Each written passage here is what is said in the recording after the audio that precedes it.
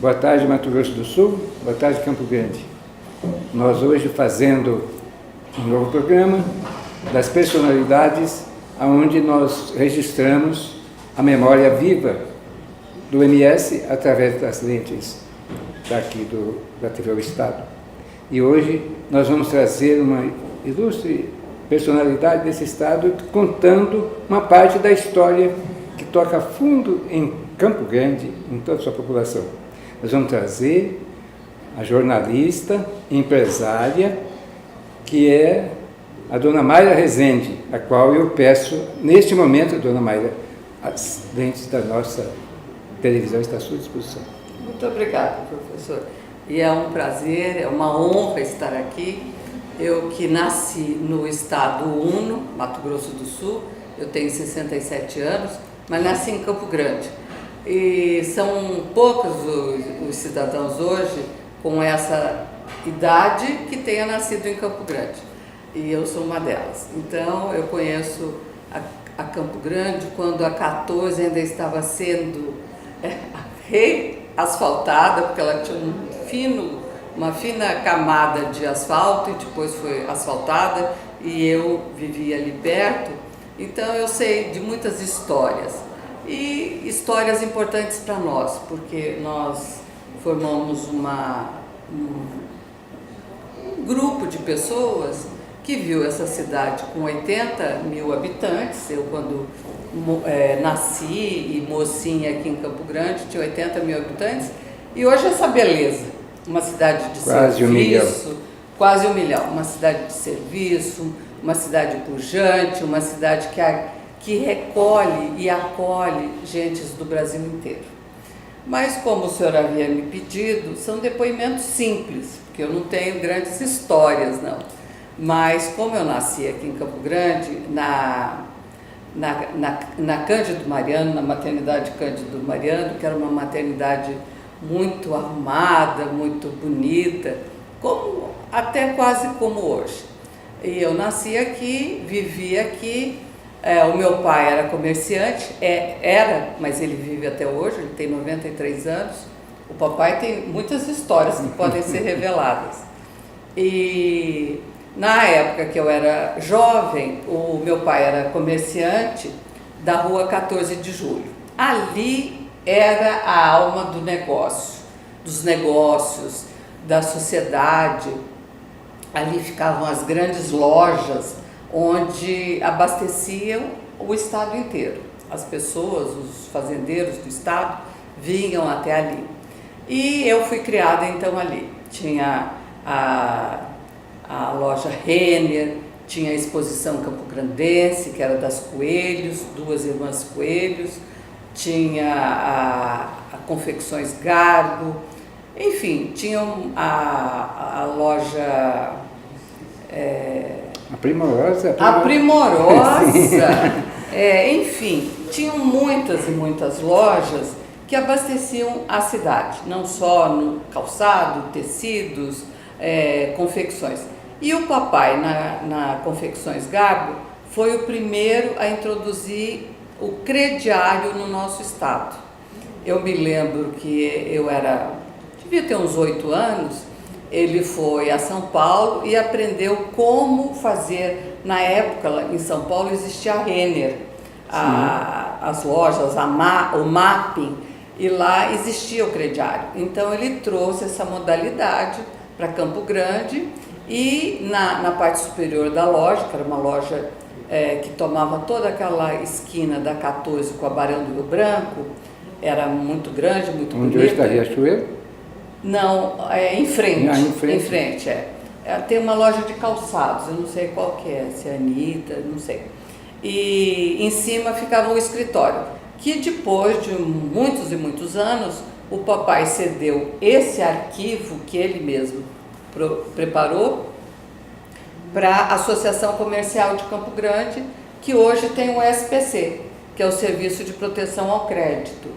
Então, a gema, o primórdio do SPC saiu de um arquivo que o próprio papai montou de proteção aos cidadãos da nossa região.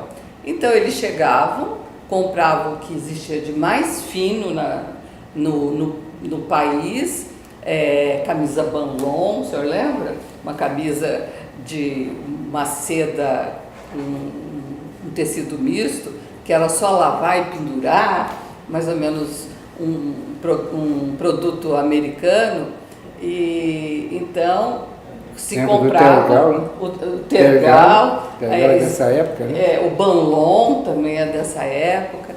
Então se comprava e se pagava em várias prestações, o que facilita, o que até hoje essa modalidade é usada no Brasil, pelo menos, né? E essa minha juventude, nós morávamos, minha família morava ali na Afonso Pena, e a gente ia para o colégio Nossa Senhora Auxiliadora. Íamos todas a pé e voltávamos a pé. E nós temos que registrar aqui que neste momento que ela está dando esse depoimento, Dona Maria Rezende, é que ali, na 14, nós temos a Praça Ari Coelho e logo quase em frente o Alhambra, que era o principal cinema, e é nesse ponto, nesse local, que nós voltaremos dentro de poucos minutos, no segundo bloco, com o seu depoimento sobre essa região de Campo Grande.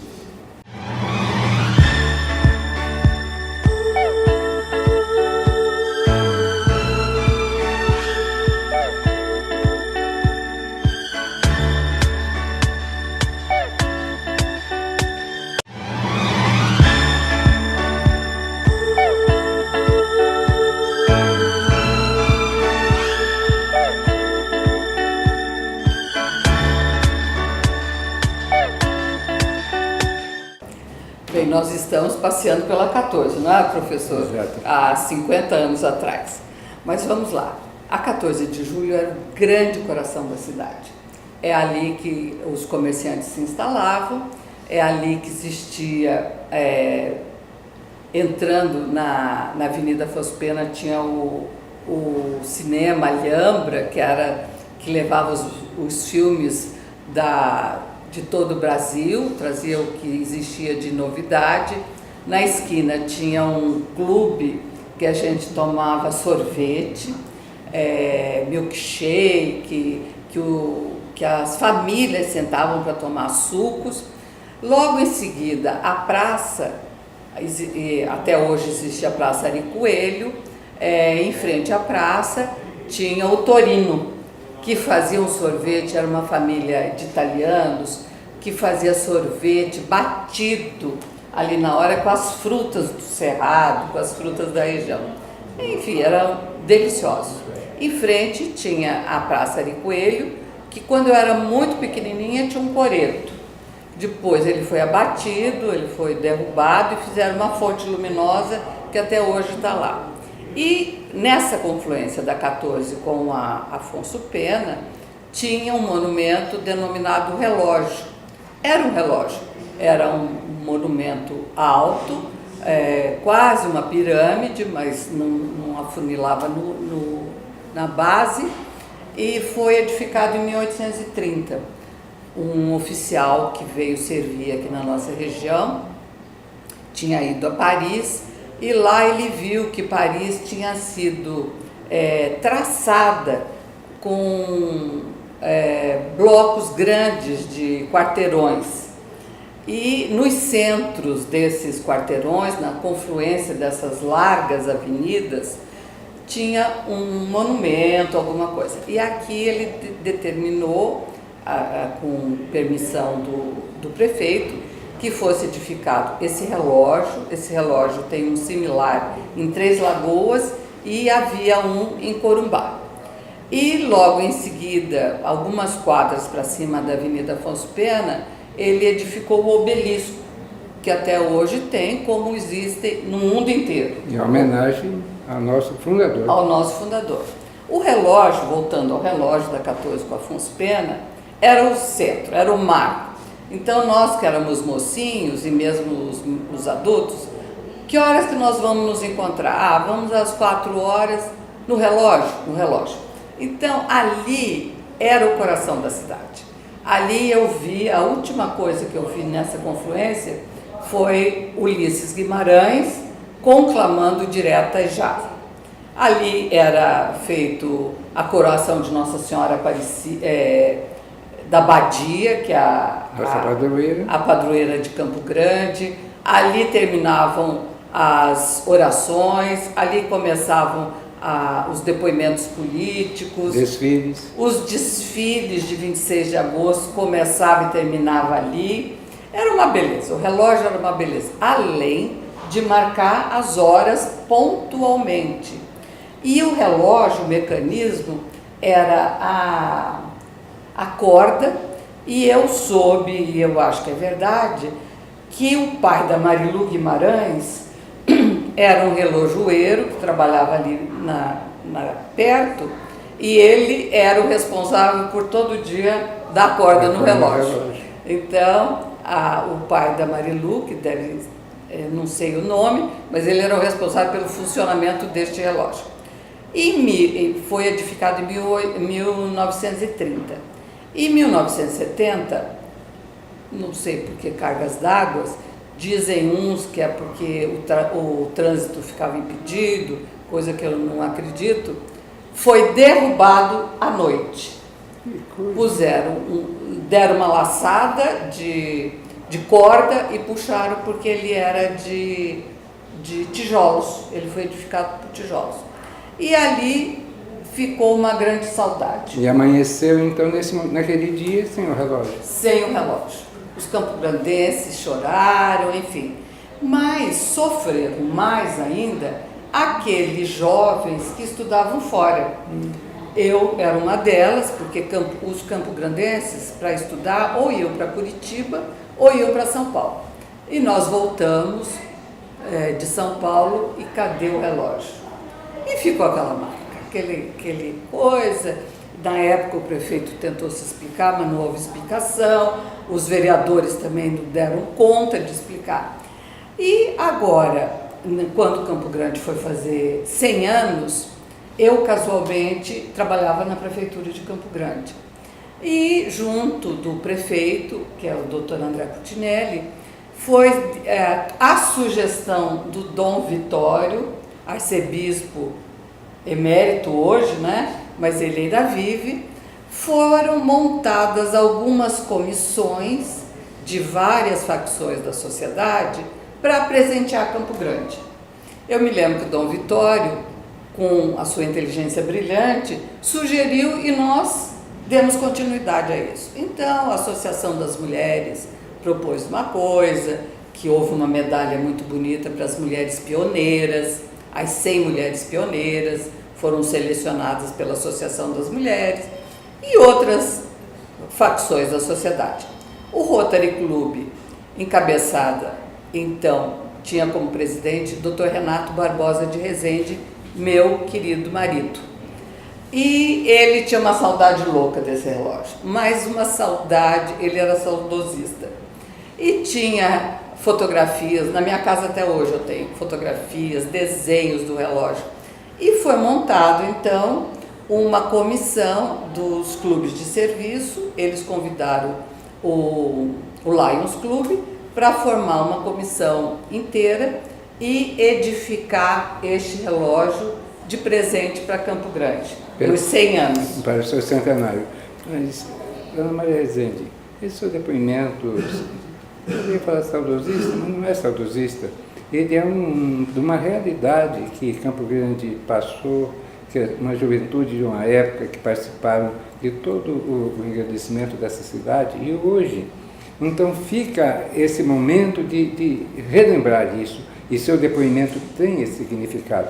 Portanto, nós voltaremos dentro de instantes com o terceiro bloco, relembrando o nosso relógio tão querido da 14, com Afonso Pena, para a Dona Maria Rezende.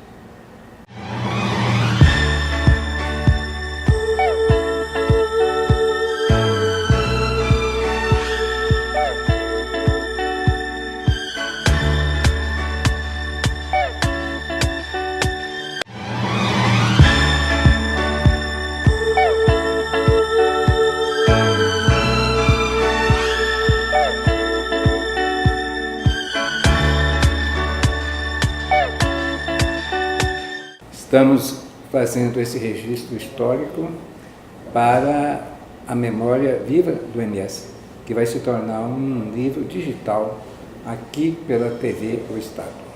E hoje nós estamos trazendo o depoimento bastante seguro desta grande senhora que participou da televisão. Ela é uma pessoa bastante antenada com a história de Campo Grande, que aqui nasceu. E ela então está nos relembrando da sua juventude que Campo Grande conheceu na época que a 14 tinha um footing, chamava-se footing, onde os jovens passeavam e tal, e me parece da Afonso Pena até lá na Dom Aquino. Mas, dona Maria, nós estamos aqui no seu depoimento trazendo o histórico ali da área bem central, do grande valor que teve histórico o relógio da confluência da Afonso Pena e 14. Então eu gostaria, a senhora estava nos contando dessa comissão que foi formada diversas entidades para recuperar aquele momento, aquele monumento. Então eu gostaria que no seu depoimento nós continuássemos ouvindo. Bem, diante da proposta do levantamento de uma réplica do relógio da 14, como a gente denomina, foram feitas propostas para os arquitetos da época.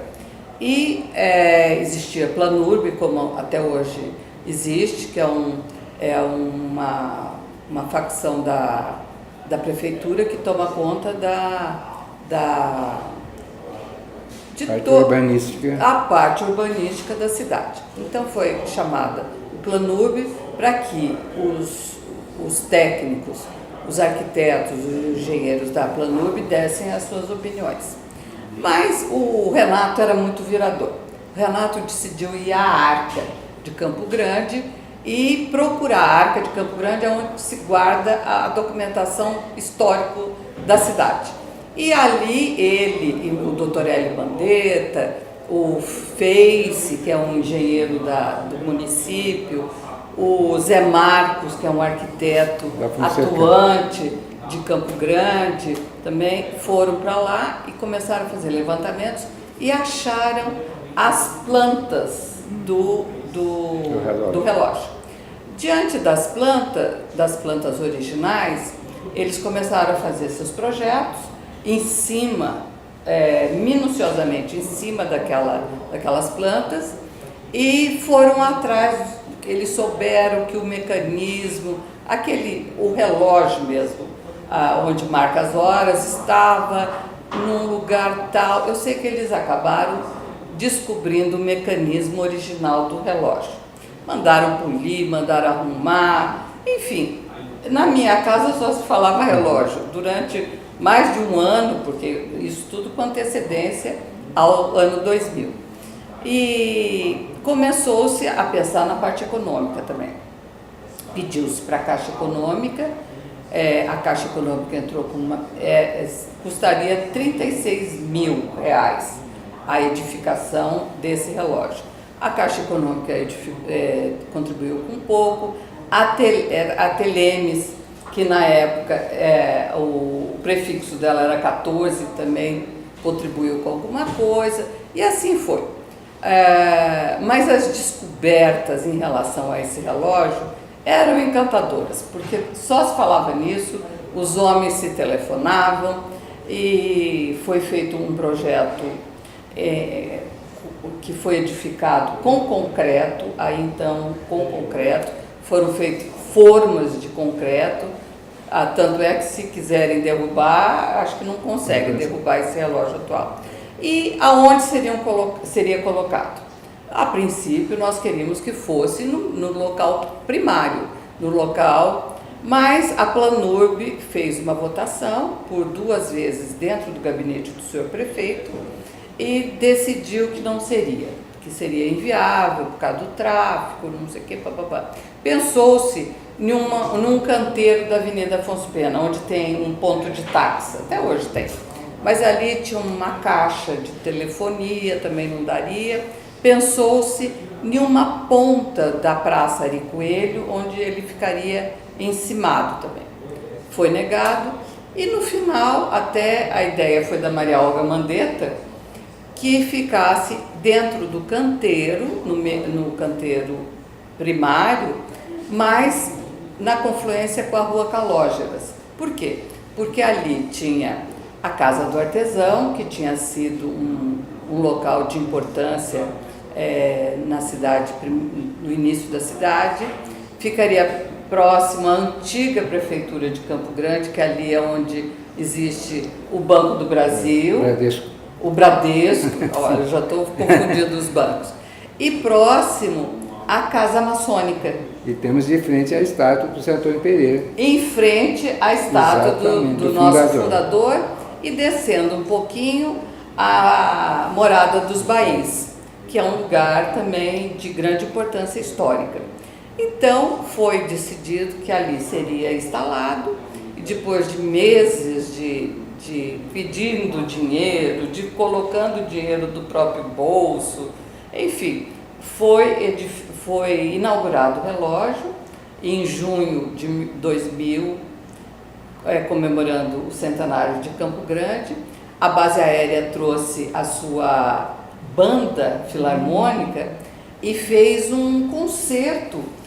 Eu era chefe do cerimonial da prefeitura, fechei uma das vias da Afonso Pena e montamos um grande plenário ali, e a banda se apresentou, e à noite teve fogos, teve discursos.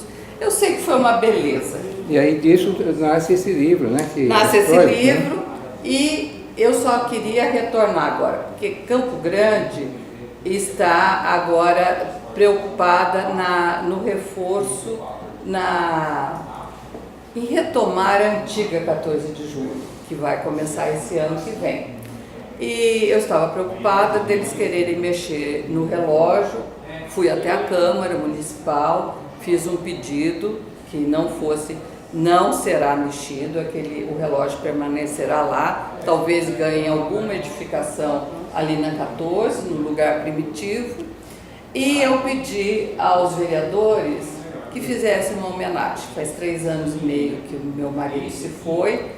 Ele morreu por 69 anos, muito jovem, muito ativo, inteligente, brilhante, e eu pedi para que a Câmara permitisse que o relógio agora ganhasse o nome de Renato Barbosa de Rezende, coisa que as pessoas que conhecem aplaudem como senhor. Eu acho que ele vai ficar muito contente, porque ele foi um médico importante na cidade. Ele fez a medicina na USP, fez a pós-graduação com o Dr. Zerbini, ele aprendeu a operar tórax com o Dr. Zerbini, foi o primeiro sul-mato-grossense ou mato-grossense a se formar na USP, e ele comprou mais 4 pessoas, foi um grupo que comprou a Clínica Campo Grande, dos Neder na época, e hoje é o Hospital do Coração. E, enfim, o Renato foi membro da Academia Sul-Mato-Grossense de Medicina, foi na minha casa, eu estou aproveitando e relatando, foi na minha casa que foi desenhado, na sala de jantar da minha casa, foi desenhado o CTI da Santa Casa. Grandes professores vieram a Campo Grande e ali desenharam um novo tipo de CTI que é centralizado com bancadas de médicos, de enfermeiros, diferente de tudo que havia. E foi implantado o primeiro CTI do Estado. Então eu tenho muito orgulho de ser mulher do Renato, de ter 3 filhas, ele sendo o pai das minhas filhas, e estou muito feliz em deixar esse depoimento para a história, professor. E nós aqui do Jornal O Estado, da TV O Estado, agora em sistema web, registrando a memória viva de Mato Grosso do Sul, contada pelos filhos dos sul-mato-grossenses, das pessoas que viveram, construíram esse estado. E no momento nós estamos lembrando o centro de Campo Grande, centro histórico, isso que nos toca tanto a todos nós sul-mato-grossenses. E trouxemos então a dona Mayra Rezende, relembrando seu esposo e relembrando esses fatos marcantes de Campo Grande, que eu deixaria então para as suas últimas palavras e as suas despedidas. Eu quero agradecer a honra de estar aqui e o orgulho de estar participando desse grande movimento que o senhor está fazendo. Nós temos pouquíssima da nossa história, pouca da nossa história é registrada, o que é uma pena, porque aqui trabalharam homens importantíssimos, levas de famílias vieram para cá e daí a pujança dessa nossa região. Mas eu quero agradecer a iniciativa do senhor, da TV O Estado e através do seu diretor, que vai deixar um legado muito importante para as próximas gerações. Muito obrigada. Muito obrigado e muito obrigado a nossos telespectadores e voltaremos no próximo programa, sempre com as personalidades. Muito obrigado.